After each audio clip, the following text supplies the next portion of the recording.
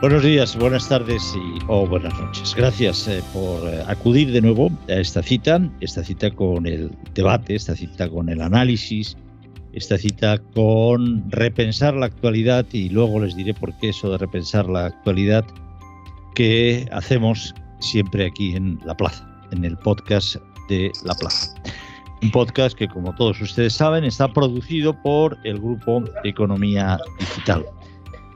Hoy tenemos como invitados a Núria Val, nuestra gran corresponsal política, que cada vez amplía más sus dominios. Ya no solo controla el Congreso, sino que ya incluso la política catalana no tiene secretos para ella, como se puede comprobar a través de Economía Digital. Hola, muy buenas.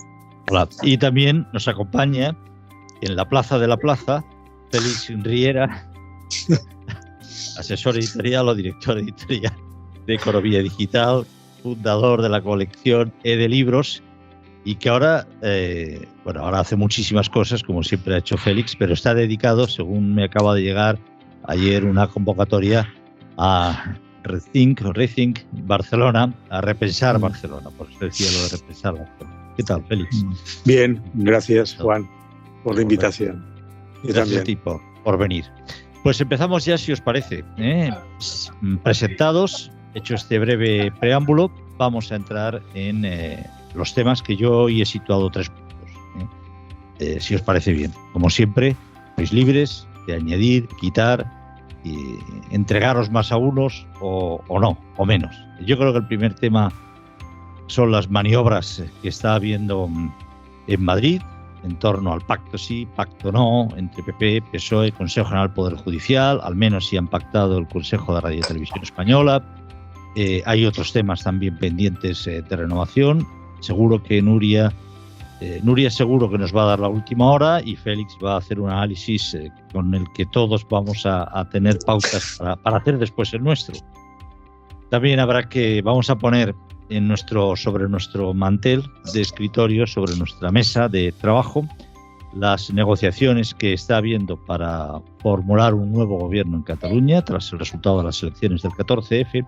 Y a mí me gustaría una reflexión, aunque esto quizá en el caso de Núria sea un pequeño insulto, una reflexión a raíz de algunas intervenciones que he visto en medio de las protestas pro Hasél sobre si tenemos una juventud malcriada o no, sobre si hemos criado una generación. Por eso digo que en el caso de Núria esto quizá no debía afectarle, pero los que ya peinamos canas y tenemos una cierta edad, sí, quizá podamos reflexionar si hemos creado una juventud o una generación, nosotros los que vivimos y desarrollamos una parte muy importante de nuestra vida bajo el franquismo, sí, quizá como reacción a eso, que nos ha ido el péndulo al otro lado y hemos creado una generación muy preparada, muy inteligente, pero quizá algo irresponsable, algo cómoda y probablemente malcriada. Pero bueno, ese es un tema, simplemente quería ponerlo como colofón sobre la mesa, y que tanto Núria como Félix, si son tan amables, pues le darán una vuelta, sobre todo Félix,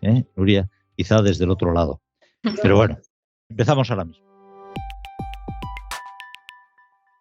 Decía yo cómo estaba el patio en Madrid, comentaba con Núria antes de entrar aquí, y me imaginaba una imagen que dio un entrenador de fútbol, que creo que fue de la Real Sociedad y del Madrid, que era John Toshak, cuando sus futbolistas iban por el campo un poco desorientados, ¿no? O sin un plan concreto. Decía, es que van como pollos sin cabeza. Y entonces pensaba yo, digo, pues como los periodistas hoy y como los analistas, van por las Cortes y por el Senado como pollos sin cabeza, diciendo, pero ¿dónde estamos, por Dios?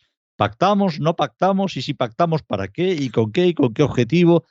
¿Y con quiénes? Núria, por favor, un poco de cordura, hasta donde puedas.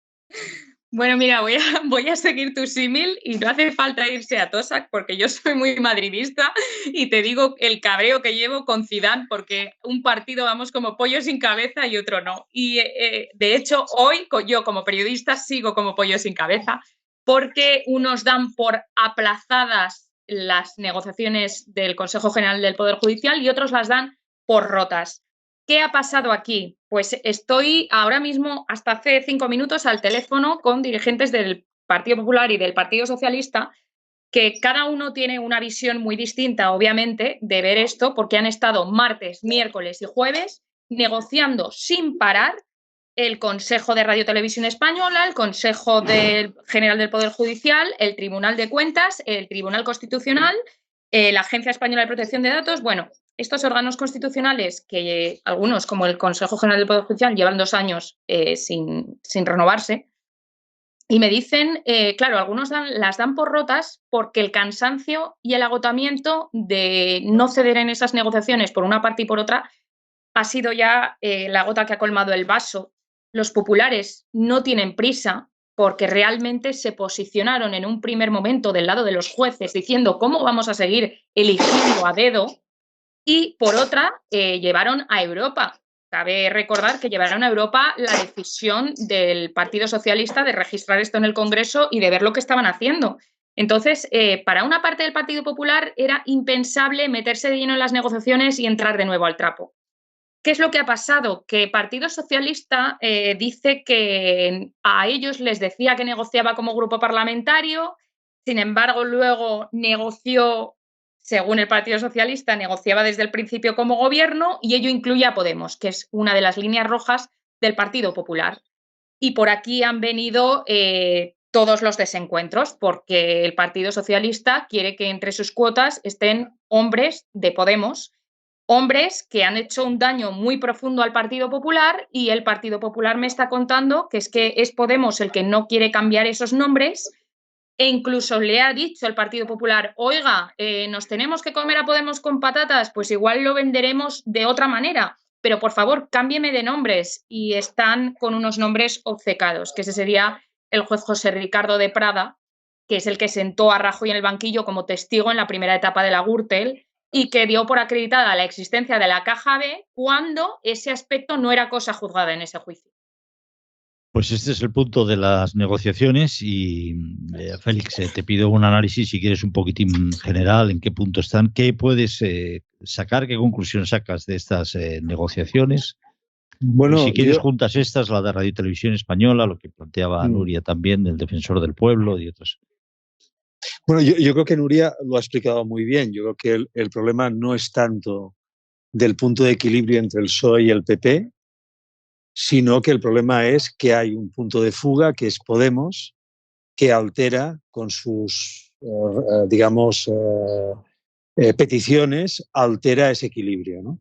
Yo creo que hay un momento clave para entender hacia dónde nos dirigimos desde el punto de vista del PP y del PSOE, y es cuando Pablo Casado en el Parlamento español, en el Congreso de Diputados, dice casi textualmente que ellos están dispuestos a repartirse el centro político en la búsqueda de un equilibrio entre el PSOE y el PP para que eso no acabe en manos, digamos, de los populismos, ¿no? A mí me parece que ese es un elemento clave para entender el matiz de giro de Pablo Casado, y también la necesidad que tienen los dos grandes partidos de poder avanzar en esa legislatura habiendo conseguido como mínimo estabilizar sus bases de fuga de votos, ¿no? Tanto en el caso de Podemos como en el caso, digamos, de Vox, ¿no? Y en ese sentido yo creo que es más ahora un accidente en el camino que Pablo Casado dibujó en el Congreso de Diputados, más que una colisión definitiva entre el PP y el PSOE. Me parece que el acuerdo para la renovación del Poder Judicial se va a producir, el acuerdo para tirar adelante Radio Televisión Española se va a producir, y vamos a ver en el futuro nuevos acuerdos. Yo quiero solo destacar un hecho.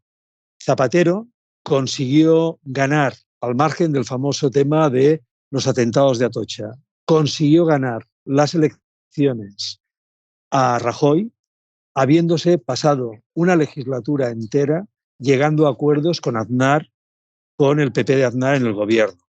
Quiero recordar que entre esos acuerdos hubo el del pacto antiterrorista, entre otros muchos que hubieron en esa etapa. Por tanto, yo creo que la estrategia de Pablo Casado de reeditar una especie de Zapatero en el sentido inverso, me parece que es una buena estrategia y que además va a ayudar a la gobernabilidad de España.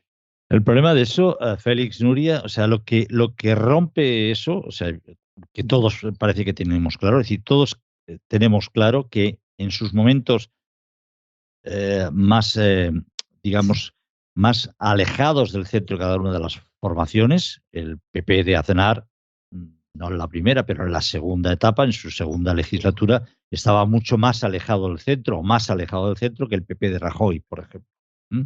El PSOE de Zapatero empezó más alejado del centro por la izquierda, que acabó cuando además se vio obligado a admitir por la crisis económica determinado tipo de planteamientos a los que él en principio no quería prestar la atención. Es decir, ha habido momentos, pero sí que tenemos claro que los dos grandes partidos españoles que han configurado los 40 o 50 años y sobre los que ha pilotado toda la política española de los últimos 50 años son capaces de llegar a acuerdos. Sus electorados interseccionan en el centro y les obligan, evidentemente, porque hoy por hoy el voto que permite ganar y acceder al gobierno está en el centro. El elemento distorsionador hoy por hoy es Podemos y el acuerdo que hizo Sánchez, forzado por el resultado electoral o por lo que quiera hacer, con Podemos. Entonces, la pregunta que yo os hago es, eso está claro, pero ¿sería posible reeditar ese acuerdo de Zapatero y Aznar? ¿O es posible confiar en un acuerdo de Sánchez y el Partido Popular con Podemos en el gobierno? Porque las exigencias de Podemos son muy complicadas. Yo entiendo a Podemos, entiendo a Sánchez y entiendo al Partido Popular. Oiga, usted me está pidiendo que yo monte un Consejo General del Poder Judicial con señores que luego me están apoyando en las manifestaciones de Hasél. Es decir,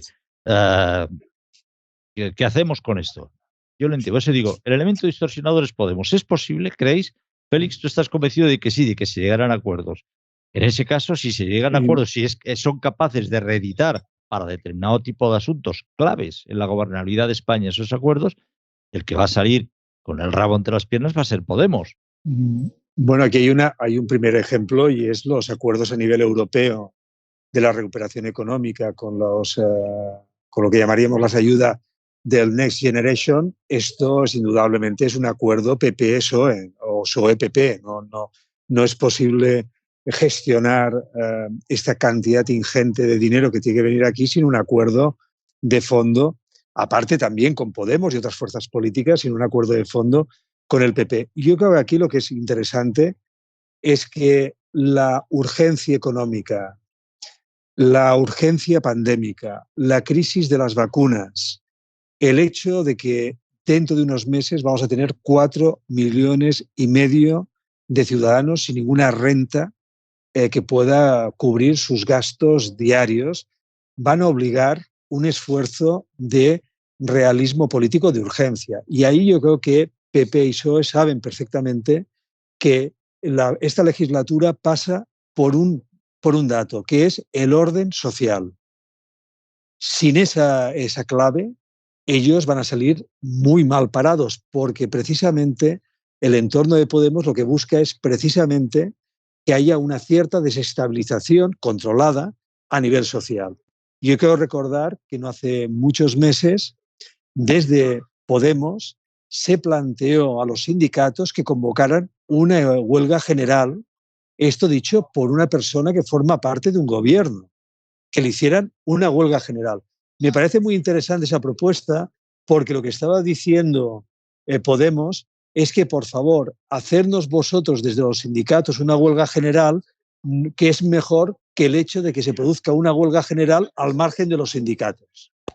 Y yo creo que estamos en ese punto de ebullición a nivel español. Es decir, la situación económica es muy dura.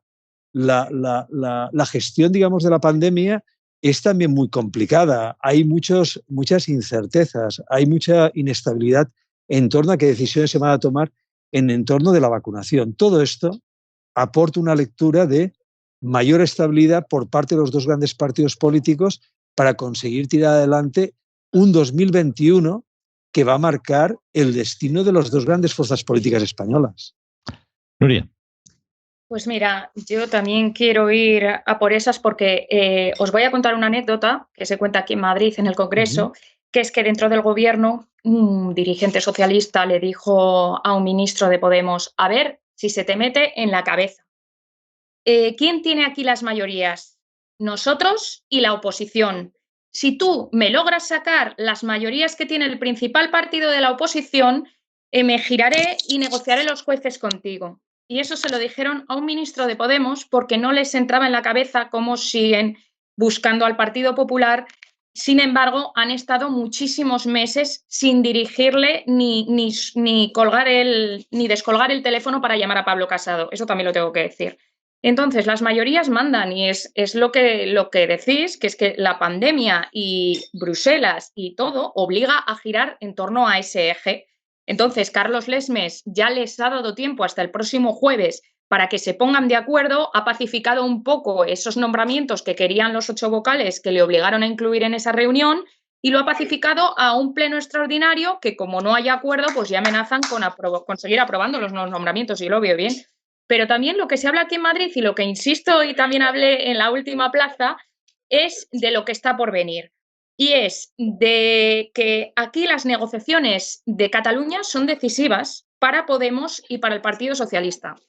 Pedro Sánchez quería hacer una triangulación de tener a mis aliados en País Vasco, tener a mis aliados en Cataluña y llevármelos al Congreso para hacer otras mayorías que puedan suplir al Partido Popular. Y se está encontrando con que todas las leyes, los de Esquerra no están pasando por el aro, y ni mucho menos Bildu, y ni mucho, o sea, que siguen con la táctica Pablo Iglesias de reivindicar lo que quiero y ahora te voto no y ahora te quedas con tu ley. Entonces les está saliendo rana a los socialistas por esa parte y todavía no tenemos gobierno, que es lo que quiere saber Pedro Sánchez, porque si no tiene el apoyo o el peso de Esquerra y Junts se lo lleva para su territorio, para el ala dura, como le está pidiendo ahora unidad estratégica también en el Congreso, que esto es muy importante, es decir, Borràs quiere que tú, Rufián, votes lo que yo voy a votar. Olvídate del PSC y olvídate de los socialistas. Y Sánchez se va a encontrar sin apoyos. Si no tiene apoyos, va a haber esta inestabilidad. Y si hay inestabilidad, lo que algunos gurús en Moncloa plantearon en un principio era pues adelantar las elecciones en 2022 si la cosa no podía salir adelante, porque luego también habrá que pactar otros presupuestos. Y aquí se puede descolgar mucho. O sea, que el futuro próximo se puede dirimir también mirando a Cataluña y mirando a lo que está pasando en el día a día en el Congreso. Félix, ¿qué va a pasar en Cataluña? Bueno, yo quería añadir al hecho de que todas las elecciones que han ocurrido desde que hay la pandemia han sido un éxito de lo que llamaríamos políticas de centro. En Galicia, País Vasco, incluso en Cataluña, donde Esquerra Republicana y el PSC, en inverso orden, ¿no? PSC y Esquerra Republicana son, para entendernos, las partes más pragmáticas, moderadas, de lo que llamaríamos la ala independentista y la ala constitucionalista, ¿no? Por tanto, yo creo que esa tendencia, que es una tendencia general, también vamos a verla en las elecciones españolas. Y aquellos que hayan marchado del centro van a tener dificultades para poder gobernar, generando mayorías y generando consensos. En relación al tema, digamos, de Cataluña, yo creo que hay que decir las cosas de una manera menos, por parte, digamos, de los partidos, más claras, que es, todo esto pasa por el tema del indulto. Si hay indulto, habrá un gobierno, y si no hay indulto, habrá otro gobierno. Y eso es la construcción que se ha hecho desde el punto de vista de la política catalana. Un indulto, por cierto, prometido reiteradamente desde el ámbito político de Madrid. Es verdad que no es una cuestión fácil de gestionar, tampoco es una cuestión fácil porque también debe pasar por una serie de informes perceptivos del Tribunal Supremo, pero es una cuestión que, una vez prometida en términos de acuerdos políticos con Esquerra Republicana, se hace difícil que desde Madrid no se dé una respuesta, yo diría, que garantice una salida a esa cuestión, ya sea por la vía del indulto o ya sea por la vía de la amnistía, renovando las leyes para darle cabida por la vía, digamos, de esa renovación de esas leyes que llevaron de alguna manera a los actuales políticos catalanes a la prisión, ¿no? Por lo tanto, yo creo que la política catalana está gestionada ahora en esos términos. Si Madrid es capaz de generar garantías, Esquerra Republicana, habrá un tipo de gobierno. si no da garantías, habrá otro tipo de gobierno. Y de hecho, para mí la prueba que pone para mí clara esa política de equidistancia entre unos y otros por parte de Esquerra Republicana es el intento de llevar a la CUP a una mesa de negociación, que es la manera de decir a Madrid, oye, nosotros, llegado el momento, no os preocupéis, que podemos llegar a hacer un tripartito que no es el que queréis vosotros, que es el tripartito de Junts per Catalunya, la CUP y nosotros. Por lo tanto, yo creo que Esquerra Republicana tiene ahora encima de la mesa la capacidad de llevar a Madrid a cumplir sus promesas o como mínimo a garantizar que las podrá cumplir a corto plazo. Bien. Opino también, como Félix, en base al indulto. Todo gira en torno alrededor del indulto y ven más proclive el indulto que la amnistía. Sé que sigue habiendo conversaciones con Pere Aragonés. Moncloa nunca ha roto esas conversaciones. Y bueno, están dejando hacer a Esquerra, porque yo creo que PSC sí dice que se reúne, dice que hace, pero Esquerra es el que tiene que marcar el camino aquí y el que tiene que decidir, porque yo creo que la oferta de Moncloa ya está hecha. Como pues las matemáticas saldrán, pero como estemos ante un gobierno de Esquerra Republicana, Junts per Catalunya y la CUP, Dios nos pille confesados. Lo digo porque... Hombre, sobre todo confesados, sobre todo confesados. Sobre confesados, que va a ser muy importante adelantarnos, Sí. Porque es que luego no sabemos cuándo vendrá el día del juicio final. Hombre, la señora Dolors Sabater, como presidenta del Parlamento de Cataluña, hemos visto muchas cosas ya en la política catalana. Quiero decir que estamos curados de espanto. Pero no sé cómo lo explicaría Sánchez en Madrid. No lo sé cómo lo explicaría. Sí, aún así, entendiendo que la imagen, para ponerlo en términos literarios, es turbadora, yo diría que, aunque ocurra un dibujo de esas características, la legislatura irá por otros caminos distintos al anterior.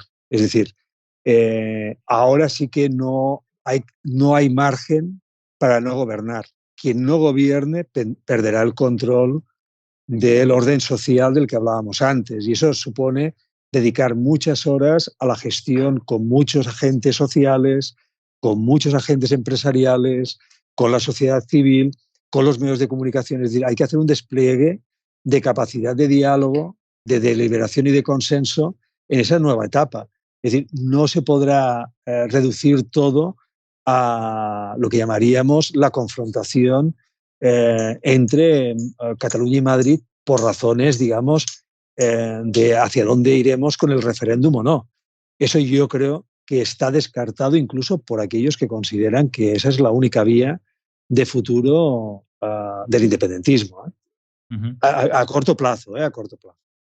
Pero mira, aunque salga el gobierno independentista, también se está moviendo mucho el diálogo entre ellos para ver cómo lo hacen, porque Junts le quiere tirar, como aquí Podemos en Madrid, le quiere llevar al PSOE como una legislatura todo con iniciativas que tocan el hígado, quiere decir, con iniciativas ideológicas.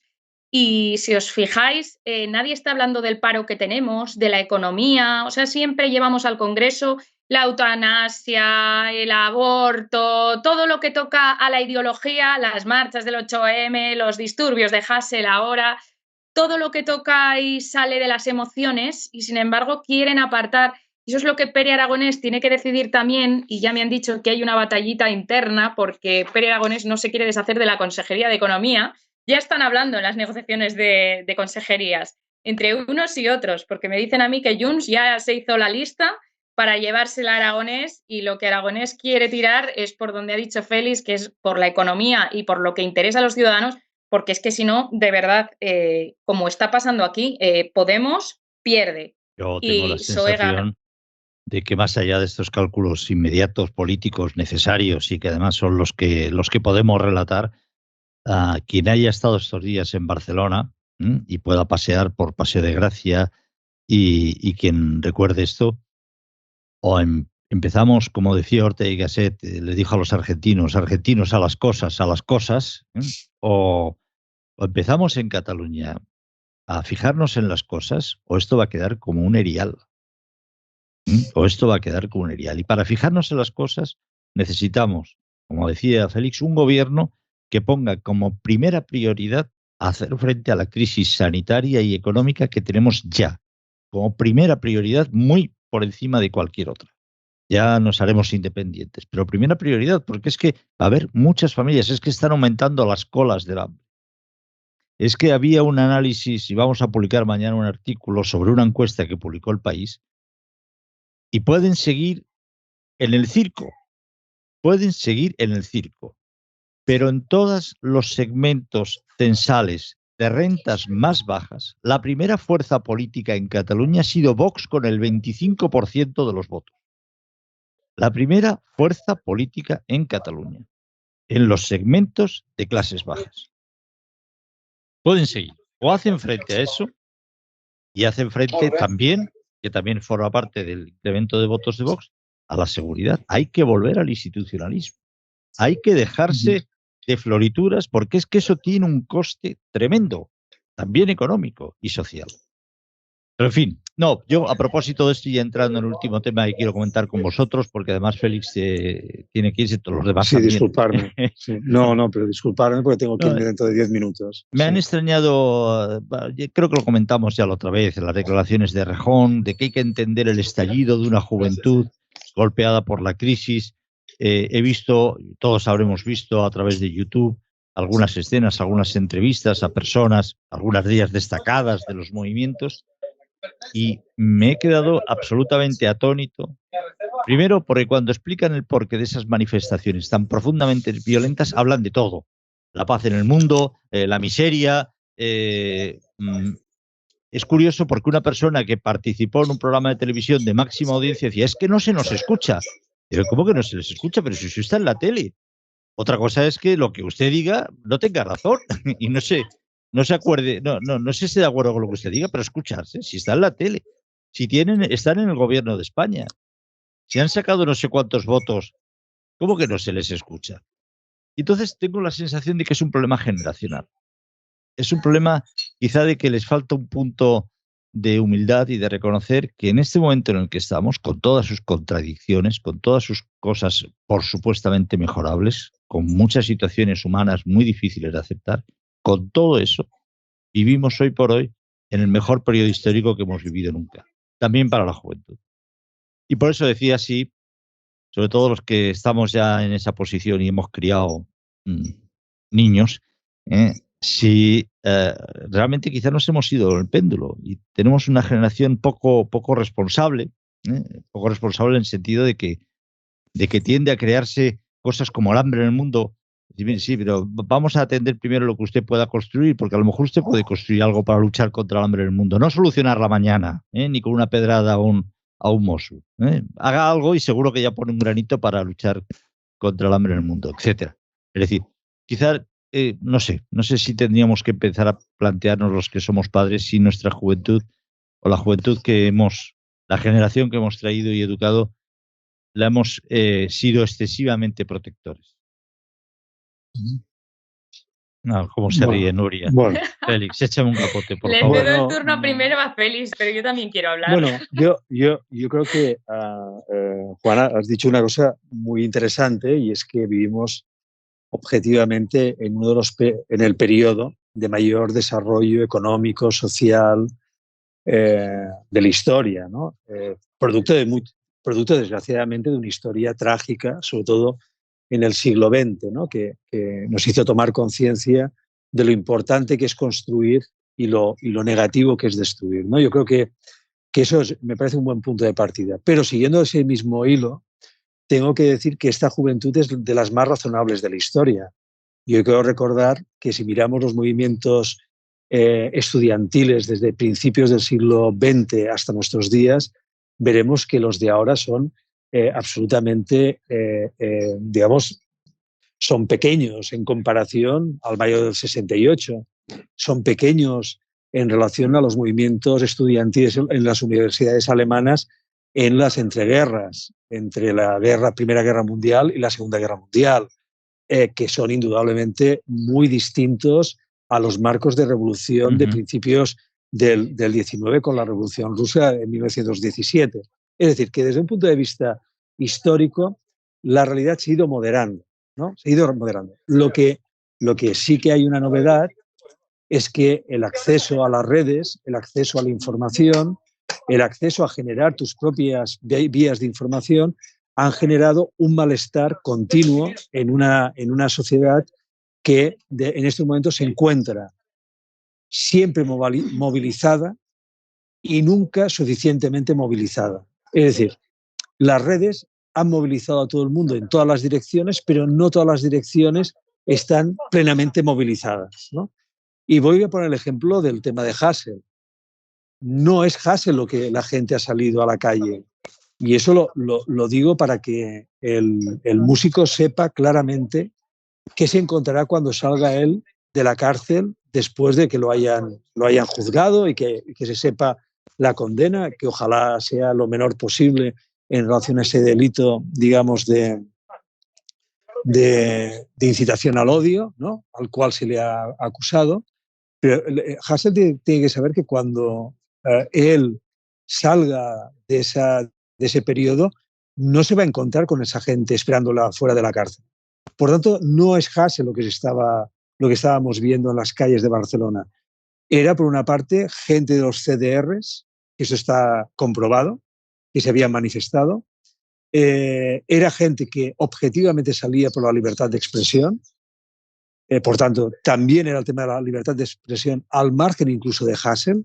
Hassel no era la cuestión. Era gente que estaba muy preocupada por cuál es el futuro de los jóvenes y hay un malestar latente porque no es normal que un país como España tenga casi el 50% de los jóvenes totalmente desocupados, sin posibilidad de encontrar futuro. Es decir, que no es Hassel lo que estaba ahí en la calle. No, eran otras cuestiones que estaban ahí encima de la mesa y de hecho ahí también se estaba jugando la relación entre el gobierno de la Generalitat y los Mossos d'Esquadra, porque no nos engañemos, si se rompieron tantos cristales esa noche fue entre otras razones porque había un descontento por parte de los manifestantes que querían aprovecharse de una situación en la que los Mossos d'Esquadra estaban absolutamente incómodos porque no estaban siendo protegidos por parte, digamos, del poder político. Es decir, que lo que hemos visto estos días en Barcelona, y quiero ser muy respetuoso porque había gente que salía con toda la voluntad de hacer las cosas bien y de tirarlas adelante. Hemos visto lo que llamo coreografías del siglo XXI. Hemos visto una coreografía de cosas de gente que salía a intentar expresar, ¿no?, como ocurre también en la danza contemporánea, expresar una serie de inquietudes con una coreografía, digamos, no del todo trabajada, no estaba consolidada, no había un coreógrafo detrás, no había es decir, estamos delante de algo que era, insisto, algo que estaba no finito, no acabado, ¿no? Y de hecho, fijaros que salió Pere Aragonés 6 días después en televisión condenando esos disturbios y fijaros, y no lo digo porque sea causa y efecto, pero yo creo que tiene una relación, ya no hay más manifestaciones, aunque este fin de semana en Barcelona va a haber otra el sábado convocada, que parece ser que va a ser muy multitudinaria, pero yo estoy convencido que va a ser una manifestación de índole distinta, espero y deseo, porque lo que están viviendo los comerciantes en Barcelona me parece que es muy preocupante y que rápidamente es un sector que necesita ser ayudado en ese trayecto tan duro de pandemia, crisis económica y este vandalismo producto no de Hassel, sino producto de otras cosas. Nuria, rápidamente. A ver, hablando de la juventud, yo creo que la juventud siempre es rebelde y combativa, y que no lo sea es que tiene horchata en las venas. Pero quería ir también al gran problema. Yo pienso que la educación es el gran problema de España. ¿Qué educación estamos dando a nuestros hijos? ¿Qué educación se está impartiendo? Porque, por ejemplo, yo soy niña de la ESO y, por ejemplo, en algunos colegios de Aragón pues el tema de la guerra civil estaba al final del libro y no se daba porque no había tiempo, no se estudiaba la guerra civil, por favor, pero es que una de mis mejores amigas en País Vasco me decía que en la Icastola tenían un libro que en el País Vasco igual tenían 8 o 9 provincias. ¿Qué estamos enseñando a nuestros hijos o qué estamos enseñando ahora mismo a la juventud? Y de esto parten muchos errores, porque la defensa de la bandera parece que está mal vista o tienen vergüenza y aquí empieza todo. Entonces, que una juventud, que cada comunidad autónoma tenga el poder de decir o rehacer la educación, pues así nos va. Esto es mi opinión. Luego también el gran problema que vemos los jóvenes es, ostras, estoy viviendo peor que mis padres. Y eso nos mata por la crisis, los empleos precarios, por el paro, porque salimos de una crisis y nos metemos en otra. Ahora el coronavirus. El otro día leía un estudio que con el salario mínimo interprofesional nosotros teníamos que meternos en alquileres de 300 euros. Por favor, díganme un alquiler de 300 euros aquí en Madrid, que yo se lo alquilo. O sea, una serie de que van encadenadas y que todo va en un círculo que al ser jóvenes lo queremos ya todo quizás y no esperamos y quizás eso también nos mata. Y luego, por el exceso de información, ojo también, porque cualquiera hoy en día puede decir que educa y adoctrina en lugar de educa, eso también. Y también sobre las manifestaciones, bueno, ya vimos cómo, ya vimos, lo dije en educación, en economía digital, lo dije, que los manifestantes, algunos ya tenían organizados chats de otros disturbios que habían pasado en Barcelona, que yo estaba metida como periodista, que reactivaron el chat y vi cómo esas acciones eran debidamente organizadas y debidamente me decían lo que yo tenía que hacer, vamos al Paseo de Gracia a romper tal cosa o el protocolo que tengo que hacer si me detienen. Y esos son radicales y no son jóvenes, son acciones y disturbios que ya estaban organizados no son manifestantes, vaya. Un minuto, Félix. Sí, yo me tengo que ir y con esta pequeña intervención me despido de vosotros y vuelvo a disculparme por no poder estar hasta el final. Yo creo que los jóvenes, y lo creo sinceramente, creo que son una generación muy responsable. Cualquier otra generación con la que está cayendo hubiera generado una situación mucho más conflictiva y mucho más insostenible. Creo que además es una generación que apunta muy bien los problemas que tiene. Es decir, no son una generación que se escuda detrás, digamos, de falsos problemas. Es decir, ellos creen que el tema del cambio climático es un problema real, profundamente real, y lo creen igual que lo creo yo, que es una cuestión que hay que combatir. Saben perfectamente de que es una generación muy preparada, que va a tener un futuro mucho más complejo, más difícil de lo que habían tenido sus padres. Es decir, me parece una generación muy responsable y además una generación que sabe perfectamente de que eso lo tendrá que hacer dentro del sistema, que no va a ser necesario caer en el error del pasado de intentar generar ideologías o proyectos de emancipación radicales que lleven a la sociedad a una parálisis permanente. Ellos, creo, y ese es el caso de todo lo que estamos viendo en el movimiento ecologista, no buscan cambiar el sistema, buscan que el sistema coja conciencia del problema que tiene ante sí. Y eso me parece un punto de partida mucho más razonable del que habían hecho otras generaciones en el uso de sus libertades para luchar contra los problemas que habían tenido ellos como generación. Estoy más preocupado y soy menos positivo que vosotros, pero también reconozco las batallas que no puedo ganar y generalmente no las doy. Por lo tanto, muchísimas gracias a los dos. Félix está preparando una jornada que tiene un título apasionante y que además viene casi como anillo al dedo, que es Rethink en la metrópolis de Barcelona, si no recuerdo mal, más o menos, en colaboración con Foment del Treball, la gran patronal catalana, la COE catalana, y por tanto solo desearte muchísima suerte, que no la vas a necesitar, porque enhorabuena y enhorabuena por la oportunidad del tema. Gracias a vosotros por invitarme hoy aquí a la plaza. Y luego recomendar dos cosas. Hombres y sombras es un magnífico libro que aún está en las librerías contra el feminismo hegemónico, coordinado por Miriam Tey bajo la dirección de Félix Riera, te lo recomiendo sinceramente para tener visiones fundamentadas, profundas, sin apriorismos, sobre los errores del feminismo mayoritario hoy por hoy en la sociedad, o aparentemente mayoritario. Y la última publicación de inversión que tienen ustedes en los kioscos, que habla de agitación en los mercados. Ahí es nada. Si están viéndonos por YouTube, aquí se acaba la historia. Suscríbanse a este canal, al canal de Economía Digital. Les necesitamos y espero que ustedes también nos necesiten un poquito.